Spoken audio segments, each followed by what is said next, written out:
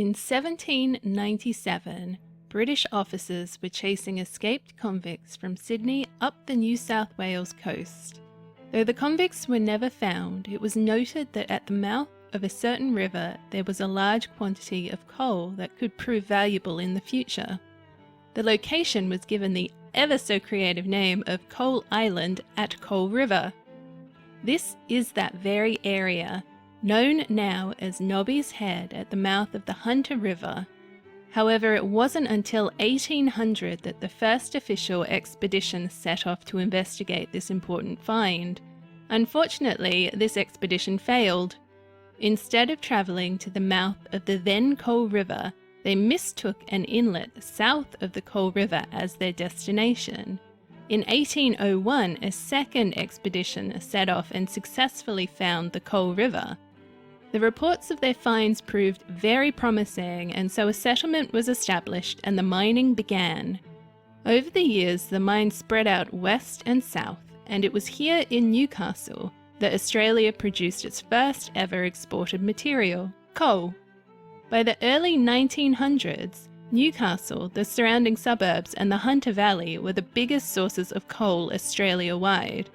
However, by the mid-1900s, the mines along the coast here were closed in favour of the inland alternatives of the Hunter Valley. A few remnants from the mining operations can be found if you know where to look, and Newcastle still remains one of the biggest producers of coal in the country. Extensive geological surveys were conducted throughout the 19th century to determine the age and history of the multiple coal beds in and around Newcastle. After much debate, it was eventually concluded that these coal beds were Permian in age, or roughly 250 to 300 million years old. During the Permian, the majority of the landmasses were joined together to form the supercontinent Pangaea. Australia would have been around here. The presence of these coal beds means that at various points in time, this area of New South Wales would have potentially looked like this, or this, or this. I'll save the details of coal formation for its own video, but in short, swamps are great places for plant material to accumulate. If this material is prevented from decaying through oxygen-poor conditions and burial by sediments, over enough time the material can form coal. The high quality of coal throughout the region is a direct reflection of its age, and the high pressures and temperatures the plant material would have been exposed to as sediments continued to accumulate on top of it and push it deeper into the earth.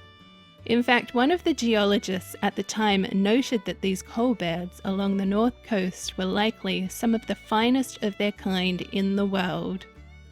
The coal beds around Newcastle are full of history, both on a short and long-term scale. They have helped shed light on Australia's geological history and provided a valuable resource for the early settlers. He is hoping that, as times change, it does become more common to simply admire coal beds for their history and unique look in amongst the landscape.